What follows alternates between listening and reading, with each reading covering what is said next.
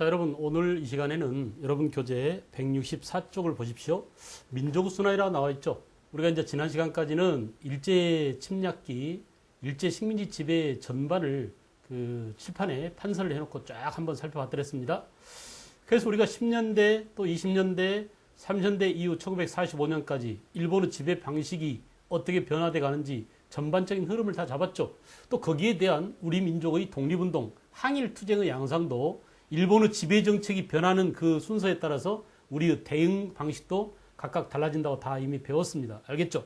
오늘 이제 저와 함께 여러분들이 이 파워포인트 그림을 보면서 다시 한번 지난 시간에 했던 내용들을 큰 흐름을 잡아보고 다시 구체적으로 좀 정밀 타격을 좀 해야 돼요. 알겠어요? 그래서 10년대는 그 헌병경찰 통치 시대에 그 헌병경찰 통치라고 하는 큰 언어 속에 우리가 1910년대 일본의 지배정책을 다 가뒀는데 그걸 다시 끄집어내가지고 헌병경찰 통치란 도대체 구체적으로 뭐냐? 이걸 좀 소상하게 들여다봐야 될 필요가 있습니다.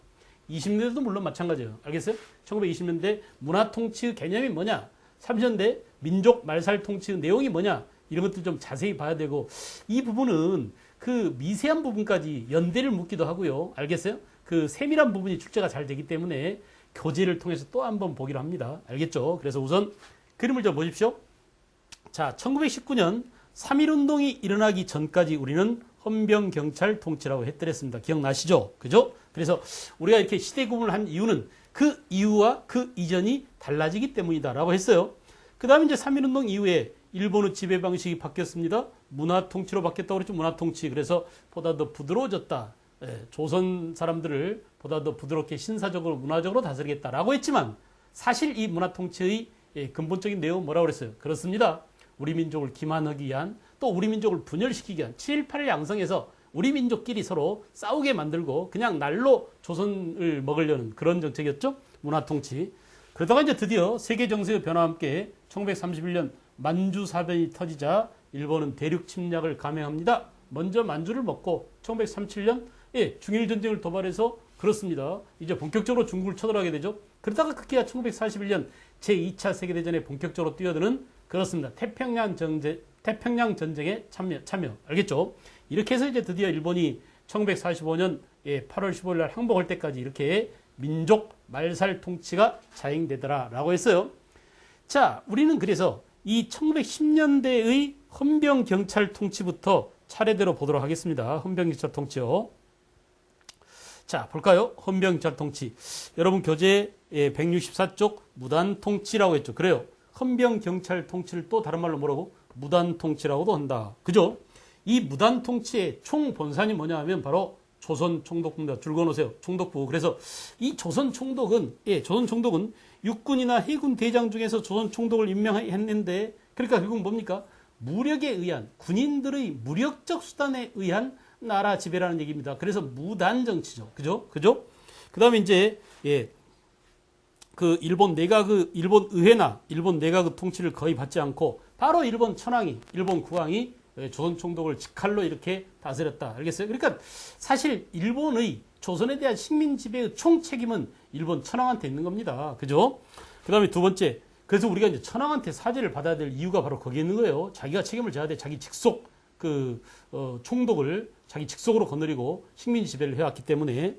그 다음에 니은 볼까요? 총독은 행정권, 입법권, 사법권, 군통수권을 장악했다. 그렇습니다. 조선 총독부의 총독이 모든 권한을 다 쥐고 있었다. 그죠? 그래서 입법, 행정, 사법, 군통수권을 장악하고 자, 전국 주요 도시의 일본군 2개 사단과 그죠? 헌병경찰을 이렇게 진주시켜서 조선을 강제로 다스렸어요.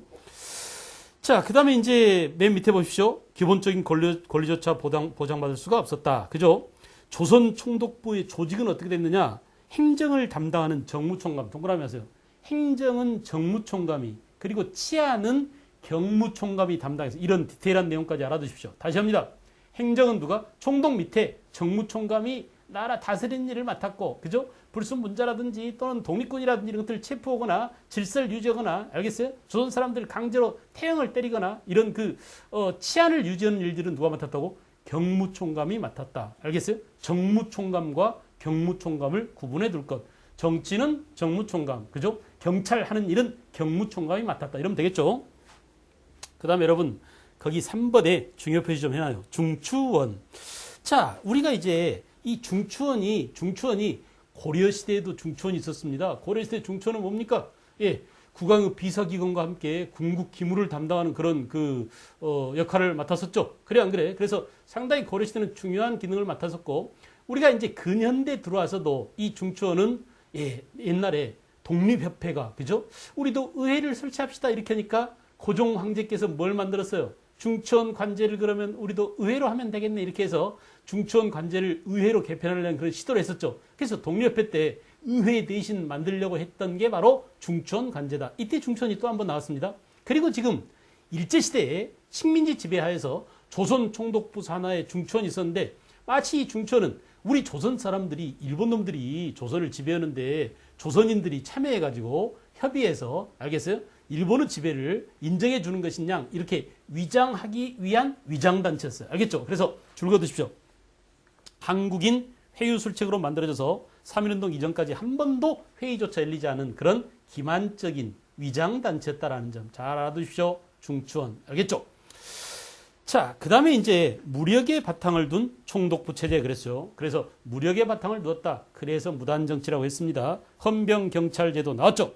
독립운동을 탄압하기 위해서 헌병경찰제도를 운영했는데, 여러분, 이 헌병경찰제도는 이미 1910년 8월 29일 날 우리가 국권을 완전히 강탈당하기 이전에, 벌써 2달 전에 1980년, 그러니까 1910년 6월 달에 벌써 헌병경찰제도가 도입이 됐어요. 알겠어요? 그래서 우리는 그때 이미 경찰권을 박탈당하고, 그죠? 일본놈 헌병경찰이 와서 우리 조선 사람들 강제로 다스리고 여러 가지 독립운동을 사전에 봉쇄하고, 그죠? 한일 합방, 쟤네들이 말하는 국권 강탈을 방해하는 세력을 제거하고, 알겠어요? 이런 일들을 헌병경찰제도가 맡았다라고 보시면 됩니다.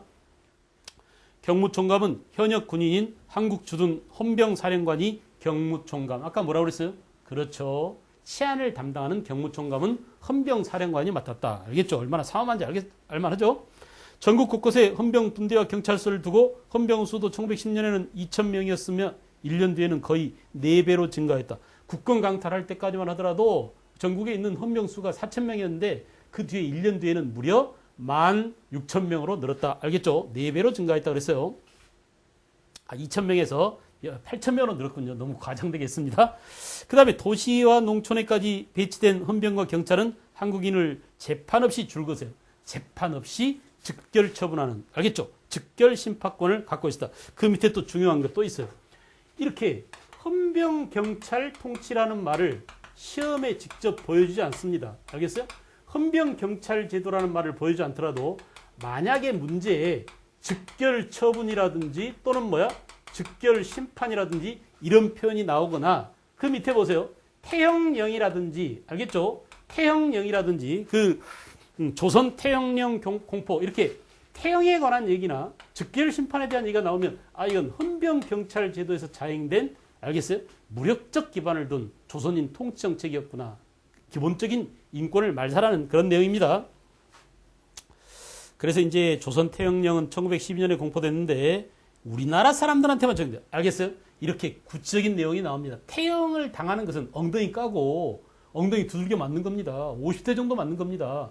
일본 사람들은 태형령이 적용되지 않았습니다. 조센징에게만, 그죠? 일본 놈들이 부를 때 조센징이라고 그랬죠. 조센징에게만 이렇게 아주 비인권적인, 알겠어요? 인권을 말살하는 이런 태형령이 자행되게 됐다. 조선인에게만 적용됐다는 거. 헌병과 경찰은 재판 없이도 마음대로 태형을 가할 수 있었다. 이것이 일종의 즉결 처분권입니다. 즉결 심판권이죠. 재판 없이 형벌을 사는 것이에요. 형벌을 가하는 것이에요. 일반 관리나 학교 교원들에게 제복을 입히고 칼을 차게 하였다. 만약에 여러분 수업 시간에 학교, 중학교, 고등학교 수업 시간에 선생님이 야구방망이 들고 나타난다고 생각해보세요. 수업 시간에. 얼마나 공포 분위기겠어요. 살벌하죠. 저희 어렸을 때는 말이에요. 선생님들이 대나무 뿌리로 많이 때렸습니다. 대뿌리. 그걸로 손바닥 맞으면 정말 아파요. 대뿌리로. 그죠? 또는 당구 이렇게 치는 거 반으로 잘라가지고 이것도 아주 엉덩이 맞으면 아주 찰싹찰싹 붙는 그런 맛이 있어가지고 정말 맞는 사람 입장에서는 정말 많이 아픕니다. 맞아본 사람만 압니다. 알겠어요? 그런데 이제 만약에 그런 야구방망이나 대뿌리 이런 것도 아니고 칼을 차고 교실에 나타났다. 얼마나 교실 분위기가 살벌하겠습니까? 알겠죠? 이렇게 선생님들이 가르치는 교사가 제복을 입었다든지 칼을 찼다든지 이런 표현이 나오면 1910년대에만 해당됩니다. 알겠어요? 이렇게 이처럼 즉결처분 심판제도랄지 또는 즉결심판제도랄지 태형령이랄지 알겠죠? 제복이나 칼 차고 들어왔다 이런 말이 나오면 1910년대 헌병경찰 통치에서나 볼 수 있는 내용이다. 알았어요? 이렇게 시기를 구분하는 또는 사실을 판단하는 그런 준거로서 논거로서 여러분들이 잘 판별해 주셔야 합니다. 아시겠죠? 따로 외울 필요가 전혀 없습니다. 알겠어요? 그냥 알아두면 돼. 그 다음 이제 무단 통치의 목적이 뭐냐? 165페이지로 넘어왔습니다. 헌병 경찰 통치라는 강압적 시민 통치 체제는 우리 민족의 저항을 아예 뿌리째 누르고 그냥 기를 죽여버리는 거야. 알겠어요? 그러니까 그 태형을 당한다고 한번 생각해 보세요. 태형을 당한다고. 재판도 없이 말이야. 즉결 처분에 의해서 엉덩이를 까고 좀 이따 이제 그림을 또 보여드리겠습니다만은 그런 거를 당하지 않으려고 사람들이 어때? 에이 좀 억울해도 참자. 좀 불해도 좀 참자 하면서 일본의 식민 지배를 그냥 참고 견디게 만드는 그런 힘이 있다 이거야. 알겠어요? 무단 통치라는 것이. 그 다음에 가혹한 억압체제 속에서도 국내에서는 비밀 결사를 중심으로 독립운동이 전개. 그렇다고 우리가 아느냐? 안 되겠다. 일본 놈들이 헌병경찰 통치를 빙자해서 그 밖에 또 뭡니까? 신문지법, 보안법, 출판법 이렇게 포괄적인 언론 출판 집회 결사의 자유를 말살하는 이런 정책을 펼치다 보니까 그래도 이제 우리는 어때요? 독립운동을 포기하지 않고 그래 그러면 두더지처럼 지하에 숨어서만 되지. 알겠어요? 이렇게 하는 게 바로 뭐야? 비밀 결사, 항일 결사 조직이라고 했습니다. 기억나시죠? 독립의군부, 조선국권회복당, 그죠? 대한강복회, 산직장려회, 알겠어요? 뭐 여러 수많은 국내에 있던 비밀 항일 지하 조직들이 이렇게 일본의 이런 헌병 경찰 통치라는 포괄적인 통치 상황 하에서도 끈질기게 우리 민족은 저항을 했더랬습니다.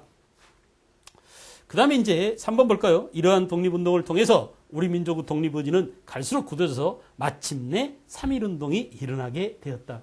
여러분 봐봐요. 어린이날 이제 그 아이들이 풍선 같은 거 많이 갖고 놀죠? 우리가 풍선을 이렇게 꽉 눌러보세요. 일정한 압력까지는 견딥니다. 그래, 안 그래? 탄력을 갖고 있으면서 견뎌요. 그러나 이 압력이 한계점을 넘어가면 어때? 빵! 터져버리게 되죠. 3.1운동이 바로 그런 것입니다. 10년간 일본 놈들이 즉결 처분, 태형, 알겠어요? 헌병 경찰 통치, 이런 그 폭력적인 무력적 수단을 사용해서 우리 한민족을 마구 억압하고 마구 수탈하고 이렇게 다스렸는데 이 강도가 점점 세지다가 결국은 참지 못할 한계점에 도달해서 빵 터진 게 바로 뭐냐? 3.1운동이었다. 알겠죠? 이렇게 3.1운동은 외부적으로는 파리 강화회에서 윌슨 대통령의 민족 자결주의라는 새로운 사상이라든지 또는 일본에서 28 독립선언이라든지 또는 만지 길림지방에서 그죠? 무호 독립선언 이렇게 외부에서 3.1운동이 터지게 만드는 요인도 자극이 돼서 나타났지만 그러나 또 뭐라고? 우리 민족 내부에서 야 도저히 일본 놈들의 이런 포괄적 통치를 더 이상 참을 수가 없다라고 하는 이런 내부적 동력도 3.1운동을 유발하게 만드는 중요한 원동력이 됐다라는 점 그런 얘기입니다. 여러분 외워야 돼? 이해해야 돼? 이해하면 돼요. 들어보면 다 알 수 있는 내용이야. 뭘 이까짓 거 막 줄긋고 외우고 하려고 하지 마세요. 외우려고 마음을 먹는 순간 자꾸 잊어먹게 됩니다. 알겠어요? 그래서 오히려 선생님이 수업 시간에 이렇게 얘기할 때 잘 듣고 고개를 끄덕이면서 맞아요. 그래요. 저도 그렇게 생각해요. 그게 맞겠네요. 이렇게 하면은 공감하면 돼요. 외우려고 하지 마세요. 그 다음에 이제 경찰법 처벌 규칙이 나와 있고요. 그 밑에 조선 태형령이 있는데 한번 읽어볼까요? 왜냐하면 이런 사료가 나오고 이게 뭐냐라고 물으면 1910년대 헌병 경찰 제도 하에서의 태형령이다. 몇 년에 공포됐다고 그랬죠? 1912년에 공표된 그죠? 1912년에 공표된 조선 태형령이다. 태형은 조선인에게만 했다. 자, 3개월 이하의 징역 또는 구류에 처해야 할 자는 그 정상에 따라서 태형에 처할 수 있다. 그러니까 3개월 이상 깜빵 생활을 시키든지 아니면 너 맞고 나갈래? 깜빵 생활 할래? 이렇게 해서 때릴 수도 있다 이거야. 또 하나는 뭐냐? 태형은 감옥 또는 즉결 관서에서 비밀리에 행한다. 몰래 행했습니다. 알겠어요? 그 다음에 조선인에 한하여 5대 이상의 태형에 처할 수 있다. 엉덩이 까고 5대 맞는 겁니다. 여러분 조선인에 한하여라는 것을 꼭 기억하세요.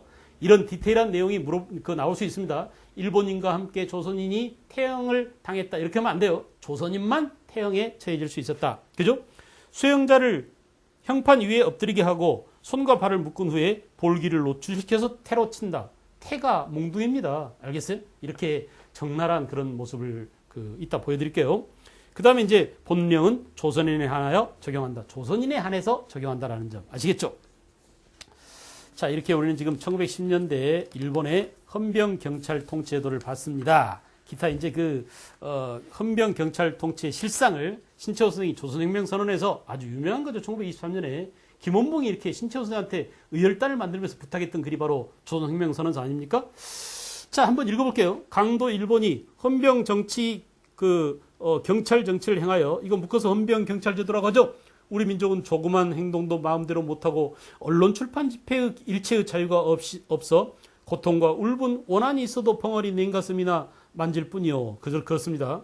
눈뜬 소경이 되고 말았으니 자식을 낳으면 일어를 국어라, 일본 글을 국문이라 가르치는 노예 양성소로 보내고, 학교를 노예 양성소로. 알겠어요? 우리 조선 사람이 조선말을 배우는 게 아니라 일본어와 일본 역사를 이렇게 배우고 있었으니 완전히 우리 혼이 말살되는 그런 노예 교육소로 가게 됐다. 이렇게 신채호가 통탄에 맞지 않았던 일제 식민시대의 헌병 경찰 통치 제도를 지금 설명하고 있어요. 신채호가 직접 설명한 겁니다.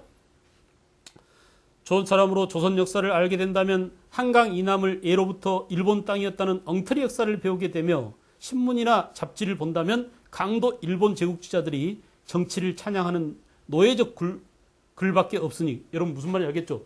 한강 이남이 원래 일본은 식민지였다고 1910년대 가르친 거야. 그러니까 일제 식민사관이 조선사 편수회가 조선사 37권을 만든 1930년대 이전에도, 알겠어요? 그 이후에만 식민사관을 가르친 게 아니라 이미 1910년대에도 한강 이남은 전부 다 옛날부터 일본은 식민이었다, 이딴 식으로 일본 놈들이 가르치고 있었다는 것을 알 수 있습니다. 왜? 이 글을 쓴 게 1923년이거든요. 그러니까 1910년대 일본 놈들 교육이 이렇게 조선 역사를 엉터리로 가르치고 있었다, 식민사관을 날조하기 위한 이런 준비를 하고 있었다는 것을 알 수 있는 내용들입니다. 여러분이 한번 밑에 쭉 읽어보십시오. 예, 신채호의 조선혁명선언이 있고요. 자, 그 다음에는 이제 1920년대 문화통치로 넘어왔습니다. 자, 여러분 그림을 또 볼까요? 문화통치는 1919년 3.1 운동 이후 1931년 만주사변까지 우리가 편의상, 그러니까 되게 1920년대라고 볼 수 있죠. 1929년 뭐가 일어난다고 그랬어요? 세계적인 대임팩트, 뭐야? 경제 대공황이죠. 이 공황을 타개한다는 명목으로 일본은 만주를 침공합니다. 알겠어요? 그래서 되게 1920년대 일본은 1910년대 우리한테 했던 무단 통치를 문화 통치라는 미명으로 바꿉니다. 알겠어요? 그래서 겉으로는 부드럽게 형식상 조선인한테 1910년대 부여했던 그런 금지했던 여러 가지 언론의 자유, 출판 집회, 결사의 자유 이런 것들을 부분적으로 허용한다. 또는 교육도 일정한 부분 인정해주겠다. 이런 식으로 문화 통치라는 미명으로, 알겠어요? 통치 방식을 바꿉니다. 그럼에도 불구하고 이제 1920년대에는 그 문화 통치의 실상이 뭐냐? 우리 민족을 분열시키고 우리 민족을 이간시킴으로써, 봐봐, 일본이 지네 말 잘 들으면 우리한테 잘 해준다고 하잖아. 우리를 독립시켜주지는 않을지언정 또 어떤다고? 자치, 우리끼리 스스로 알아서 살도록 자치는 허용해 준다잖아. 그러니까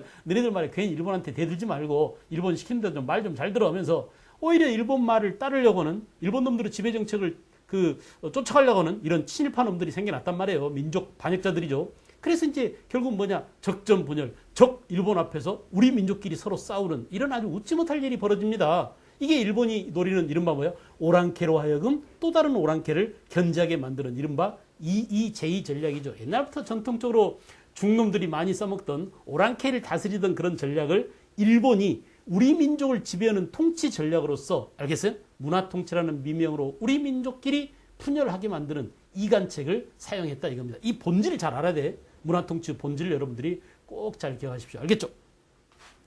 그 다음에 이제 일본은 이 문화 통치라는 미명하에 어때요? 야, 우리가 옛날처럼 말이야, 총칼로 위협하고 태형을 가하고, 알겠어요? 이렇게 막 사정없이 너네들을 무식하게 다스리지 않겠다. 우리가 어느 정도 좀 부드럽게 해줄 테니까 경찰도 어떻게 한다고요? 제복을 벗고 헌병 경찰 통치 대신에 뭐라고? 고등 경찰 통치. 알겠어요? 또는 뭐 보통 경찰 통치, 이런 표현이 나오면 1920년대 문화 통치다라는 점 알겠죠? 그러나 여러분, 겉으로 부드러워졌습니다. 부분적으로 자유가 허용됐습니다. 그러나 1920년대부터 이제 우리나라에 사회주의가 들어오게 되고, 이 사회주의 때문에 독립운동이 허용된 범위 안에서, 좋아, 일본 놈들이 언론 출판 집회 결사 자유를 인정해 준다고 했어, 좋아, 우리도 그걸 빌미 삼아서 한번 연락해보자 해가지고 말이야, 어때요? 특히 노동자와 농민들이 사회주의에 경도돼가지고 아주 그 극렬한 노동쟁의랄지 소작쟁의를 전개합니다. 그러니까 일본 놈들이 야 이거 안 되겠다. 저 빨갱이 새끼들 공산주의자 새끼들 때문에 말이야 독립운동이 더욱더 치열해지는구나 하면서 사회주의자 공산주의자를 탄압하기 위한 그런 법을 만드는데 이게 바로 뭐냐 아주 중요해요. 시험에 무지하게 잘 나옵니다. 이게 바로 뭡니까? 치안유지법이에요. 1925년 말로 한번 해보자. 뭐라고? 치안유지법. 몇 년이라고요? 연대 1925년. 여러분 1925년 그러면 그렇습니다. 일본이 중국 마적단들을 이용해서 그죠? 우리 독립군들을 소탕하는 그런 만행을 저질렀잖아요. 그래 안 그래? 그게 바로 1925년 치안유지법과 같은 연대다라는 것을 아울러 알아두십시오. 알겠죠? 그리고 이제 1929년에 대공황 그리고 1931년 만주사변으로 가더라. 다시 보통경찰 통치 또는 고등경찰 통치 이렇게 경찰 내용이 바뀌었습니다. 총칼을 벗고 제복을 벗고 형식상 좀 부드러워진 것 같지만 내용상 어때요? 옛날 헌병경찰 통치보다 훨씬 더 많은 인원들이 헌병경찰보다 훨씬 더 많은 군인과 경찰이 와서 오히려 감시의 눈을 더 번뜩이고 고등기 형사 이런 놈들이 판을 치고 다녔으니 이제 우리는 더 일본 놈들의 탄압에 시달리게 되었다. 알겠죠? 이렇게 1920년대의 일본의 문화 통치를 구체적으로 살펴보도록 하겠어요. 166쪽이죠? 함께 볼까요? 문화 통치. 자, 배경. 일제가 10년간이나 강압적인 헌병경찰을 실시했는데도 우리 민족한테는 이제 거족적인 3.1운동이라는 저항이 있었습니다. 야, 조선놈들은 말이야. 채찍으로 때리고 총칼로 위협하고 태양을 가하고 즉결처분을 하고 오면 꼼짝 못할 줄 알았는데 웬걸 10년씩이나 이러고 있더니 나중에는 전 민족이 거족적으로 터졌는데 뭐예요? 죽일 테면 죽여봐. 자유가 아니면 죽음을 달라. 전 세계적으로 제국주의 지배를 받고 있는 세계 어느 나라도 알겠어요? 어느 약소민족도 무기도 없는 것들이 돈도 없는 것들이 힘도 없는 것들이 제국주의한테 달려들지를 않았는데 전 세계에서 유일하게 이 흰옷 입은 조선민족만 알겠어요? 일본을 상대로 우리는 아무것도 없지만 무기도 없고 총도 없지만 알겠죠? 우리는 돈도 없지만 우리를 죽일 테면 죽여봐. 우리한테 자유가 더 중요하면서 말이야. 그냥 10년간 억눌렸던 무단통치의 한이 그냥 폭발해버린 거야. 알겠어요? 이게 바로 이제 1919년 3.1운동이다 라고 했죠. 그래서 일본은 야 이거 안 되겠다. 이 조선놈들 정말 무단통치처럼 하니까 이렇게 터져버리는구나. 이제 살살 달래면서 뒤통수를 쳐야지. 이게 바로 문화통치죠. 그래 안 그래? 그래서 문화통치의 내용은 뭐냐? 문관총독 임명 줄거십시오. 그러나 여러분 문관총독을 임명한다고 그러니까 해군대장이나 육군대장이나 이렇게 장군 출신들 알겠어요? 군인 출신 총독을 임명하지 않겠다라고 약속해놓고 한 번도 그런 적이 없습니다. 말로만 알겠어요? 허울에 불과해요. 이름에 불과해요. 문관 총독을 임명하겠다라고 규정은 해놨지만 한 번도 문관 출신이 온 적이 없었다. 총독으로. 알겠어요? 3.1운동 이후에 새로 부임한 일제의 총독이 발표한 시정 방침에 총독부 관제를 바꾸어서 현역 군인을 총독에 임명한다는 조항을 삭제한다. 그리고 헌병경찰 제도를 폐지한다. 이게 몇 년대라고요? 3.1운동 이후 1920년대입니다. 그 다음 밑에 줄 그으세요. 언론, 출판, 집회, 결사의 자유를 허용하고 교육, 산업, 교통, 행정을 개선하여 조선인의 복리를 증진시킨다라고 했더랬습니다. 현역 군인을 총독에 임명한다는 조항을 없앤다고 발표한 신임 총독 사이토 역시 지가 해군 대장이었어요. 알겠어요? 이렇게 아이러니하게도 한 명도 온 사람이 없었다. 그 다음에 이제 보통경찰제라고 했죠. 보통경찰제. 경찰 수와 장비는 오히려 크게 늘었을 뿐만 아니라 악법, 뭐가 만들었다고요? 1925년 치안유지법이 만들어짐으로써 사회주의자, 공산주의자를 탄압한다는 미명하에 우리 독립운동의 씨가 마르게 만들었다. 알겠죠? 그 다음에 이제 고등경찰제도를 조직하여 고등기 형사를 도입해서 탄압을 가중시켰고, 그 다음에 언론, 집회, 결사의 자유를 어느 정도 허용했다. 조선일보, 동아일보 이런 신문들을 허가해 줌으로써 민족신문의 발행을 허용했지만은 오히려 신문이 있으면 뭐합니까? 맨날 검열시키고 야 조금 마음에 안 든다고 말이야. 야 정관에 신문 내지 마. 신문 휴관에 이렇게 하면서 다 삭제하거나 정관하거나 알겠어요? 이렇게 언론 통제를 심하게 했었다. 그죠? 기타 이제 잡지 간행을 허용하여 여러분 개백이라는 잡지가 1920년대 출판됐고요. 신천지, 신생활 이런 것들 전부 다 언제? 1920년대 일본의 문화통치기에 개벽, 신생활, 신천지 등이 잡지가 발간되었다. 꼭 기억하십시오. 의외로 이제 이런 것들이 복병이 돼서 실제 시험 문제에서 여러분들을 괴롭힐 수가 있습니다. 자, 그 다음에 이제 그 지방제도의 개정이라고 했는데, 지방제도도 마찬가지예요. 마치 일본 놈들이 이제 문화통치를 자행하면서 우리 지방제도에 지방자치를 허용해 준 척 신용을 한 겁니다. 알겠어요? 그래서 이런 내용을 좀 잘 알아두세요. 의외로 이제 요 근래는 그동안에 이제 문제은행처럼 이렇게 문제를 출제해가지고 문제를 뽑아 쓰다 보니까 거의 문제가 다 동이 나서 그래서 이렇게 섬세한 부분에서도 구급 문제도 나올 가능성이 있습니다. 볼까요? 도평의회와 부면협의회 등을 설치해서 일부 지역에서 선거제도를 도입했다. 선거제. 그죠? 그러나 극히 일부 지역 그 상층 돈 있는 놈들한테만, 자산가들한테만 서거권이 아니라 선거권이에요. 선거권이 주어졌으며 나머지 대부분 지역에서는 아예 선거제가 아니라 지네들 마음에 맞는, 지네들 구매에 맞는 그런 의원들을 임명해버렸어요. 그러니까 일본 놈들이 그 임명을 해버린 놈들이, 일본 놈들에 의해서 임명된 놈들이 일본 말을 잘 들을 수밖에 없죠. 결국은 친일파들로 운영되는, 알겠어요? 그래서 마치, 지방자치가 허용된 것처럼 했지만은 지방자치와는 거리가 멀었다라는 점, 알겠어요? 다시 합니다.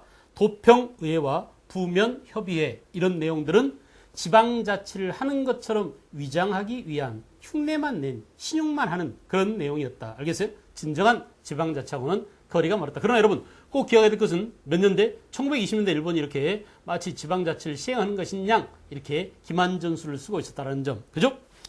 그 다음에 이제 조선교육령이 1922년에 발표됩니다. 외우지 마세요. 2차 조선교육령이 1922년에 발표되는데 나중에 우리가 문화를 할 때 또 한번 이렇게 교육령만 따로 쫙 정리해 드리겠습니다. 자, 일제는 2차 조선교육령을 발표하고 1차, 그러니까 10년대에는 조선 사람에 대한 차별적 교육이 너무 심했죠. 아예 교육을 안 시키든지 일본어 교육을 시킨다든지, 알겠어요? 아니면 보통 교육, 이렇게 초등학교 교육만 시킨다든지 했었는데 이제 교육의 기회를 확대해 주겠다라고 해서 2차 조선교육령은 이렇게 문화정치와 함께, 문화통치와 함께 우리 민족에게 교육 기회를 확대해 준 겁니다. 이런 미명하에 결국은 또 뭐예요? 우리가 이제 안 되겠어. 우리도 그 고등교육을 시켜야 되겠어. 즉, 대학을 만들겠어라고 밀립대학 설립운동이 전개되니까 이 밀립대학 설립운동을 봉쇄하기 위해서 일본이 뭘 했어요? 경성제국대학을 설치하고 1924년에, 알겠죠? 경성제국대학을 설치하고, 좋아. 너네들이 밀립대학을 만든다면 우리가 대학을 만들어주지 하면서 말이야. 알겠어요? 대학을 만들어줬는데 사실은 뭡니까? 그 뒤에 봐봐. 전체 학생의 약 3분의 1 정도는 3분의 1 정도를 조선인에 할당했다. 나머지 3분의 2는 뭐야? 일본 놈들이 다녔다는 얘기입니다. 그러니까 경성제국대학이 지금의 서울대학의 전신인데 서울대학은 출발부터 누가 만든 거예요? 사실은 쪽발이들이 만들어 놓은 대학입니다. 쪽발이들이 더 많이 다니고 조선인은 거기에 3분의 1밖에 다니지 않았었다. 알겠어요? 자, 초등교육과 실업교육을 약간 강화했지만 1920년대 말에 이르러서 실제 보통 교육에 취약할 수 있었던 조선인 아동수는 전체 인구의, 아동 인구의 18%에 불과했다. 그러니까 조선교육령, 2차 조선교육령을 1922년에 발표해서 조선인한테 엄청난 교육의 혜택을 주고 교육 기회를 많이 넓혀주고 대학까지 만들어주고 한다고 이렇게 말은 그렇게 했지만 제도 개편을 한 것처럼 모양은 보여줬지만 사실은 뭐라고요? 전부 다 뭐냐? 기만적인 이간책이었다 이거야. 알겠죠? 그리고 어때요? 경성제국대학에 우리 조선인은 3분의 1만 다닐 수 있었고, 알겠어요? 실제로는 이렇게 교육 기회가 그렇게 넉넉해진 것은 아니다라는 점. 그래서 3번이 중요합니다. 문화통치의 허구성 그랬어요. 결국 문화통치란 뭐냐? 봐봐. 일본이 이렇게 문화통치라고 하면서 우리한테 신사적으로 대해주잖아. 우리한테 자유를 주잖아. 우리한테 기회를 제공해 주잖아. 그러니 일본이 이렇게 기회를 줄 때 우리가 그 기회를 잡자. 그리고 우리가 실력을 기르자. 옛날부터 말이에요. 개화 당시부터 개화를 주장하는 사람, 그 다음에 애국개몽을 했던 사람, 이런 사람들이 이제 어때? 일본이 기회를 줄 때 우리도 기회를 잡자. 우리도 실력을 기르자. 그래서 일본인이 독립을 안 시켜주더라도 자치 허용해준 자치의 기회를 잡자. 이렇게 자치론자가 됐어요. 알겠어요? 그래서 우리가 친일파가 양성되는데, 여러분 이제 특히 1920년대부터 이렇게, 1920년대부터 친일파들이 많이 양성이 됩니다. 관계에 일본의 무엇에 넘어갔어요? 문화 통치에 넘어가서, 그죠? 우리 민족을 이간시키기 위한, 우리 민족을 분열시키기 위한, 알겠어요? 이간 분열 통치를 목적으로 시행된 문화 통치의 미명하에 결국은 친일파가 양성됐는데 이 친일파를 부르는 또 다른 이름들을 잘 기억하세요. 알겠죠? 친일파를 우리는 또 뭐라고 하느냐? 기회주의자라고 합니다. 말로 한번 해보세요. 뭐라고? 기회주의자. 그죠?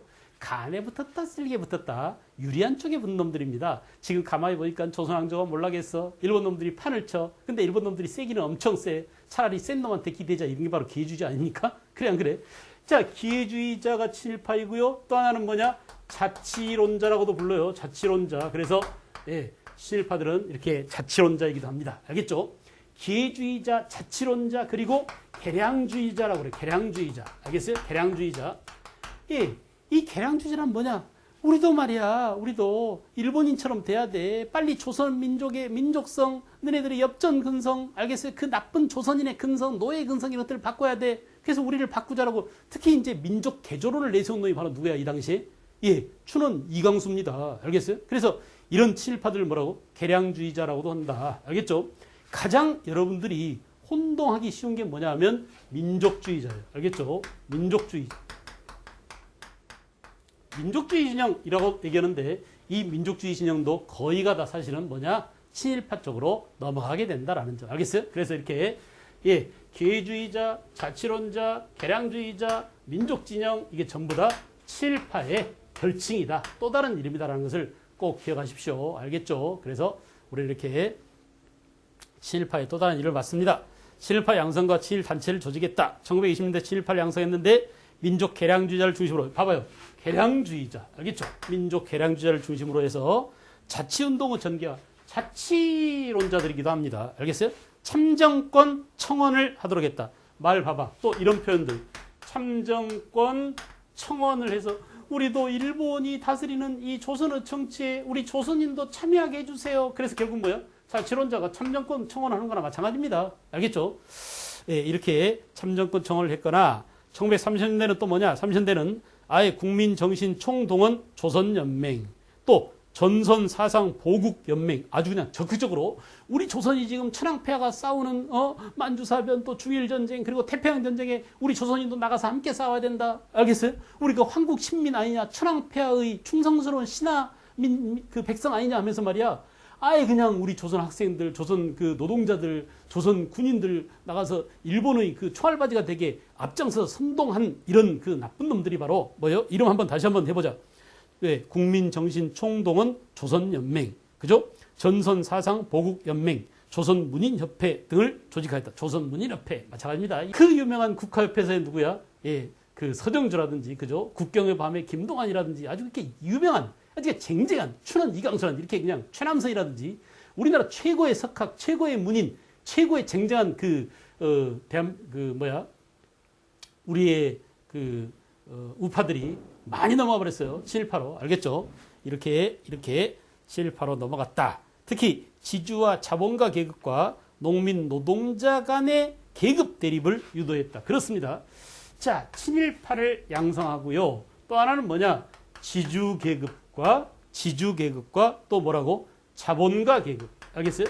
대부분의 지주나 대부분의 자본가들은 친일적 입장을 띱니다. 왜냐하면 자기의 넓은 땅을 지키기 위해서 그 당시 실세인 권력 있는 일본과 손을 잡는 게 훨씬 더 유리했죠. 그래서 일본의 조선 지배에 협력을 아니할 수가 없었어요. 대부분의 지주들은. 그죠?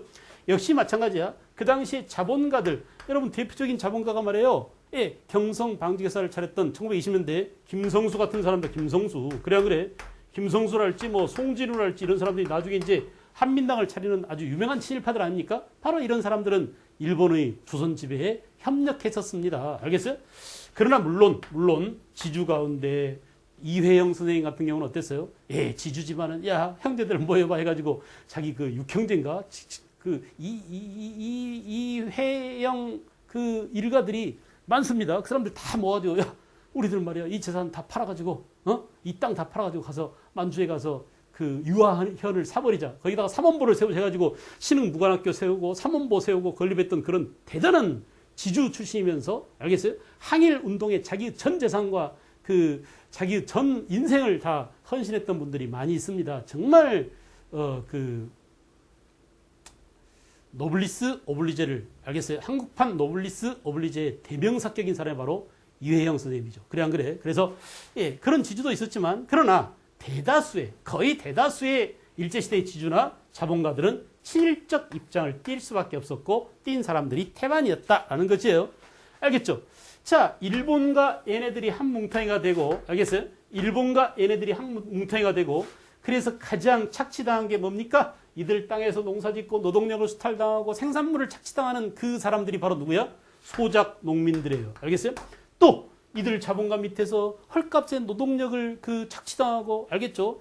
그 싼 임금을 받고 했던 누구야? 대다수의 노동자들이란 말이야. 이렇게 노동자 그룹과 농민 그룹과 친일지주 그룹과 자본가 그룹이 서로 대립하도록, 이런 대립을 조장한 게 바로 뭐다? 문화통치다. 결국 문화통치란 뭐냐? 우리 민족을 갈라놓고 찢어발개놓고 우리 민족끼리 서로 싸우게 만드는 이런 민족 분열, 민족 이간 술책이었다라는 점 아주 더럽죠. 여러분 말이에요. 해방이 됐어요. 지금까지 우리는 이제 해방 이후에 우리나라를 잘 만들었습니다. 우리 민족 지금 현재, 지금 현재 우리 대한민국이 안고 있는 가장 큰 문제는 뭡니까? 분열된 대한민국 아닙니까? 그래 안 그래?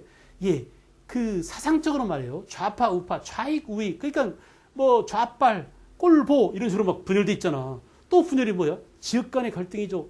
호남, 영남 이렇게 지역 간의 갈등이 너무 심합니다. 그래 안 그래? 또 이제 요번에는 뭐야? 요번 대선 그 박근혜를 대통령으로 뽑은 이 대선 이후에는 50대 또 뭐 젊은 세대 이렇게 세대 간의 갈등까지도 생겨났어요. 그래 안 그래? 이렇게 민족이 분열되면 우리 민족은 안 됩니다. 민족이 단합하고 민족이 단결해서 3.1운동 때 그런 감동, 그죠? 2002년 그 사강신화, 축구 사강신화 이랬을 때 그 붉은 물결로 전 그 국토가 들끓었을 때 그런 감동을 우리 역사 속에서, 우리 삶 속에서 다시 재현하는 게 굉장히 중요해요. 알겠어요? 그래서 될 수 있으면 이렇게 서로 분열되고 서로 갈등을 빚지 않아야 되는데, 그런 것들의 시초가, 그런 우리 민족끼리의 갈등을 조장한, 그죠? 그 시초가 바로 언제냐? 바로 일본 놈들이 1920년대 문화 통치를 하면서 이렇게 결국 우리 민족 안에서 내분이 일어난 거예요. 여러분 봐봐. 이게 바로 뭐야? 이게 결국은 뭐가 되고? 우파의 뿌리가 되고, 이쪽이 뭐야? 좌파의 뿌리가 된 겁니다. 그래 안 그래? 알겠어요? 이렇게 계층 간의, 계급 간의 분열을 일본 놈들이 조장했었다. 알겠죠? 그리고 얘네들을 때려잡기 위한, 얘네들을 지원한 지식인들이 바로 뭐야? 사회주의자들이죠. 이 사회주의자들 좌파 아닙니까? 이 사회주의자들을 때려잡기 위한 법률이 바로 1925년에 만들어진 뭐라고요? 치안유지법이었다라는 점. 그죠? 치안유지법. 자, 그 다음에 이제 3번 볼까요? 총독 사이토가 마련한 조선민족운동에 대한 대책. 그렇습니다. 3.1운동 이후에 사이토 총독 이 새끼가 말해요. 조선민족운동에 대해서 우리는 어떻게 하자라고 나름대로 이제 일본 입장에서 대책을 세웠습니다. 1. 기업. 7. 인사가 각 종교단체 지도자가 되도록 일본 놈들이 뒤에서 밀어주자. 이런 얘기야. 알겠죠? 두 번째. 수재를 교육한다는 명목으로 친일 지식인을 많이 양성한다. 이게 일본 놈들의 조선 지배 정책에서 나온 내용들입니다. 잘 봐보세요. 그 다음에 디귿. 노동쟁이 소작쟁이를 통해서 조선인 부호들을 민중과 대립하기. 이거야 이거. 노동쟁이나 소작쟁이를 통해서, 그죠? 노동자들에 의한 노동쟁이, 농민에 의한 소작쟁이, 이걸 통해서 지주 자본가는 일본 편으로, 그죠? 농민 노동자들은 적으로 이렇게 규정해서 친일파가 이렇게 뭉칩니다. 이렇게 뭉치게 만들었던 얘기예요. 이게 전부 다 일본으로 조작에 의한 것이다. 알겠어요? 이들은 일본 자본을 공급하여 친일화한다. 그죠? 다시 읽어볼게요. 노동쟁이, 소작쟁이를 통해서 조선인 부호들을 민중과 대립하게 하고 이들에게 일본 자본을 공급하여 친일화한다. 여기다는 어때? 돈 대줍니다. 너네 도와줄게. 돈도 대줄게. 농민들 잡아다가 우리가 족쳐줄게. 까부는 노동자들 우리가 잡아서 혼내줄게. 알겠어요? 이렇게 하면서 말이야. 이들이 헐값에 농민들의 노동력을 사서 농사짓고 헐값에 노동자들의 싼 임금으로 노동자들을 부리고, 알겠어요? 그래서 일본한테 충성을 하고 이런 구조를 만들었다 이겁니다. 됐죠? 그 다음에 이제 1920년대에 보통경찰 통치가 되면서 오히려 헌병경찰 때보다 경찰관 수가 얼마나 늘었나 이걸 보여주는 표가 쫙 나왔습니다. 맨 밑에 표 밑에 한번 볼까요? 1918년에서 1920년 사이에 경찰 관서만 하더라도 경찰서가 무려 5배가 늘었대. 알겠죠? 그러니까 겉으로는 뭐야? 헌병경찰 통치보다 훨씬 더 부드럽게 해주마라고 해놓고 나올 때 더 많은 쪽수를 보내가지고 더 강력하게 알겠어요? 탄압하는 그런 술책을 썼다 이거야. 경찰 수도 거의 4배 가까이 늘어났다. 그렇습니다. 아까 2,000명에서 8,000명으로 늘었다고 그랬죠? 이때 일제는 한 군에 한 개 경찰서, 한 면에 한 개 주재소 제도를 확립하였다. 알겠어요? 1920년대 한 군에 경찰서 하나, 한 면에 주재소 하나. 알겠죠? 이렇게 이렇게 경찰 수를 오히려 늘리고 왜 강압적인 통치를 보다도 타이트하게 만들었다 이런 얘기예요.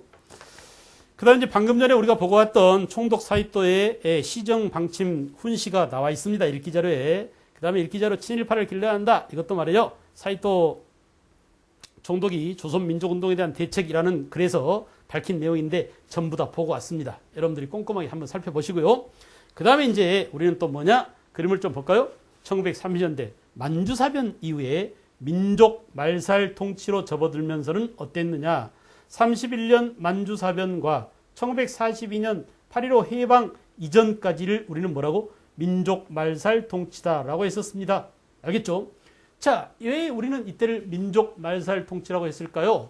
예, 일본이 중국을 상대로 전쟁을 벌이고 예, 미국과 영국을 상대로 전쟁을 벌이는데 일본인만으로는 쪽수가 되지 않아요. 어떻게 중국이 그 많은 인구를 당합니까? 더구나 미국과 영국을 어떻게 상대로 싸우는데 일본 인구 갖고는 감당이 안 되죠. 그래서 우리 조선 사람들을 식민지 조선 그 노동자와 농민들을 총알바지로 군인으로 알겠어요? 또는 노동자로 전쟁 노동자로 이렇게 그 내보내야 되는데 우리 조선 사람들이 만만하지가 않단 말이야. 옛날에 3.1운동 때도 있었고요. 또 그래 안 그래?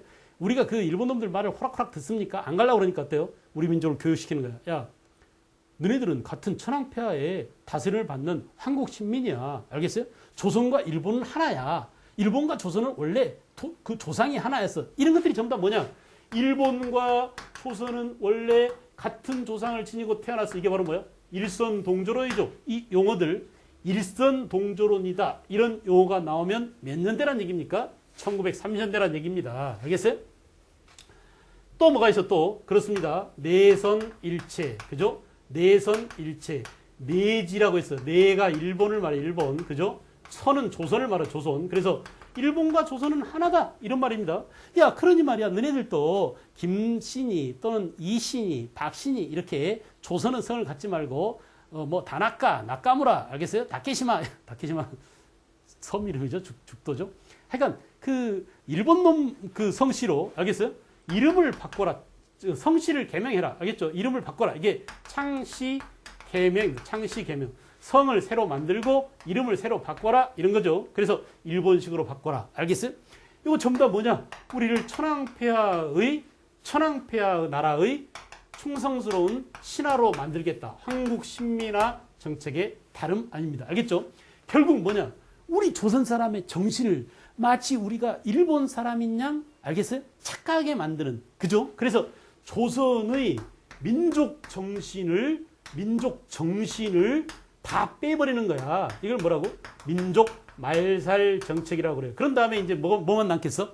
정신이 다 빠져나가고 우리는 조선이냐? 우리는 당군의 후예야? 우리는 조선 고구려의 후손이야? 알겠죠? 이런 그 우리의 자긍심, 우리 민족의 그 대단한 민족 정기 이런 것들 다 빼버리고 어때요? 그리고 이제 우리는 천황폐하를 위해서 싸우는 게 당연한 거야. 이렇게 만든 다음에 그 정신이 없는 혼백이 없는 우리 민족의 몸뚱아리를 전쟁의 총알바지로 쓰기 위해서 민족 말살 정책을 추진한 것입니다. 알겠죠? 그래서 내선일체, 일선동조론 이런 것들과 함께 결국은 뭐냐? 이렇게 함으로써 우리 민족을 총동원해서 전쟁에 총동원한다는 얘기야.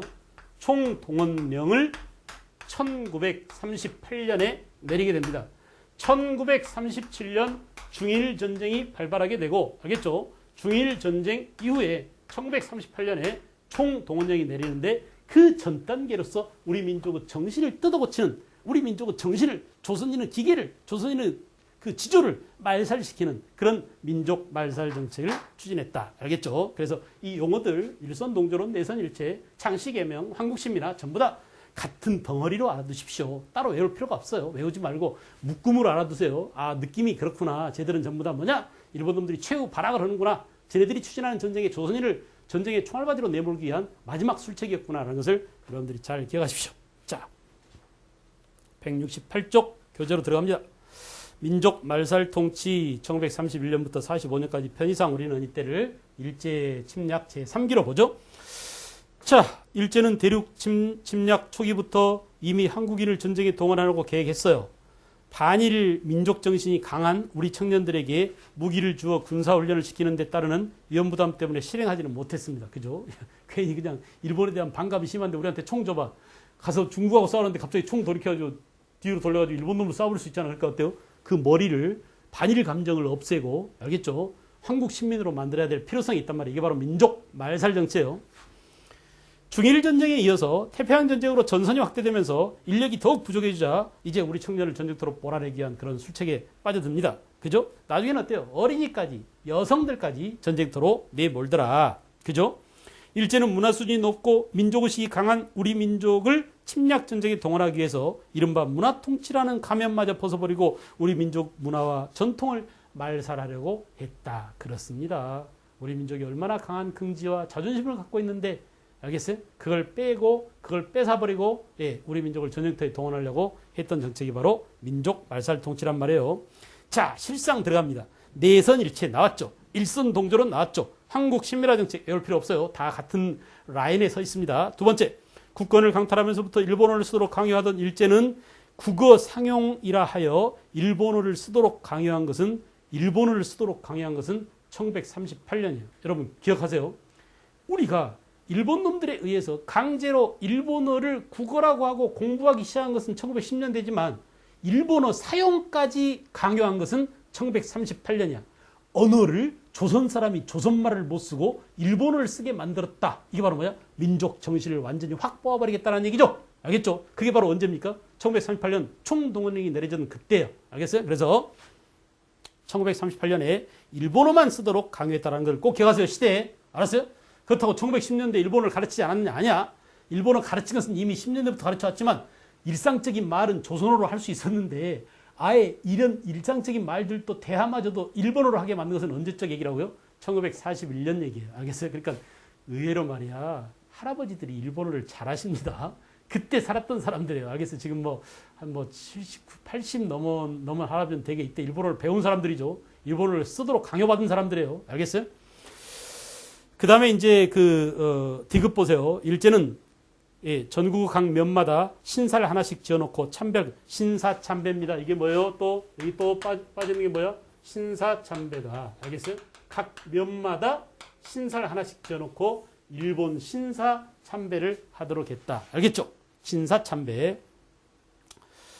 그 다음에 성명의 일본식 개명. 이게 뭐라고? 창씨 개명이라고 했죠. 창씨 개명. 성명을 일본식으로 바꾸게 하고 바꾸지 않는 사람의 자식은 학교에 갈 수 없었고 행정기관에 갈 일이 있어도 일을 처리할 수 없었어. 이름을 바꾸지 않으면 학교에 입학도 안 시켜줘. 관공서에 가서 요즘으로 말하면 주민등록증 이렇게 떼려면 이름 바꿔야 돼. 그래야 이름을 주민등록증을 떼준다는 얘기입니다. 예를 들어서. 알겠어요? 식량 배급도 받을 수 없다. 전쟁 말기가 되면 말이에요. 일본 놈들이 이제 식량도 배급제로 합니다. 공출 배급제가 일반화되죠. 43년 이후가 되면. 그래 안 그래? 그런데 창씨 개명 안 하면 식량을 안 주는 거야. 그러니까 할 수 없이 그냥 배고파가지고 쌀 탈라고 말이야. 일본식으로 이름을 바꾸지 아니할 수가 없었다 이거야. 알겠어요? 한국신민 서사를 외우도록 강요하였다. 그렇습니다.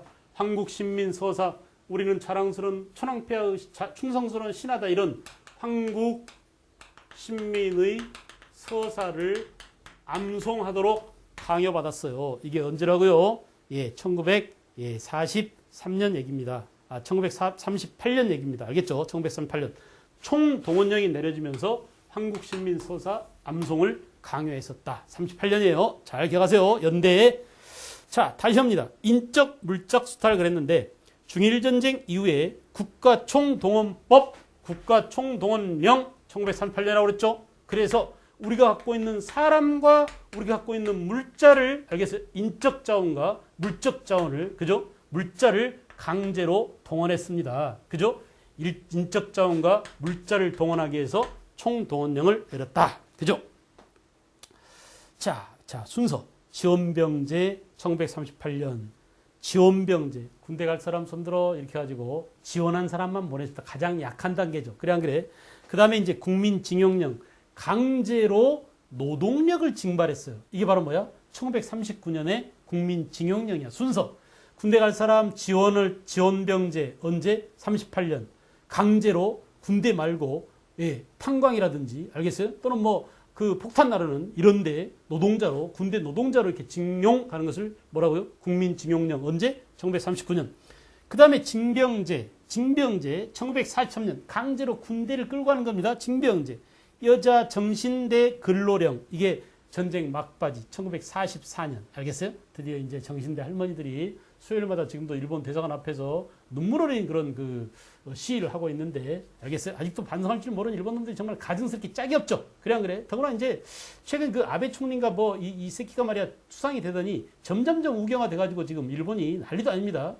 어떤 경제학자의 분석을 보니까 일본 놈들이 일본 경제가 무너질 날이 멀지 않았다고 그래요. 어마어마한 충격이 올 거랍니다. 우리 그 한국에까지. 알겠어요? 그러니까 그리스라든지 뭐 전에 이제 아르헨티나, 멕시코 뭐 이런 경제가 무너져가지고 세계 경제의 금융위기로서 그 여파가 컸었고, 우리도 이제 지난번에 그 IMF 때도 역시 또 뭐 2009년 금융위기 때도 그런 세계적인 금융위기에 부닥쳐서 우리 한국 경제도 어려움을 겪었는데 그보다 훨씬 더 큰 쓰나미와 같은 경제적 파국이 일본을 덮칠 날이 멀지 않았다고 하는데 정말 두렵기 짝이 없습니다. 왜 두렵냐? 일본이 경제적으로 어려워져서 일본이 망해버리는 게 두려운 게 아니야. 그러면 그때 뭐가 나타나느냐?